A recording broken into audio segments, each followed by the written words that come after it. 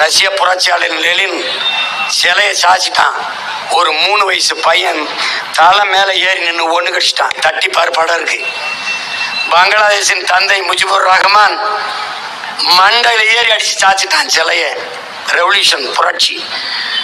இலங்கையில புரட்சி. ராஜபக்ச அப்பனுக்கு வச்சிருந்தான் சிலை, தூக்கி குப்பையில தள்ளிட்டான். புரட்சி.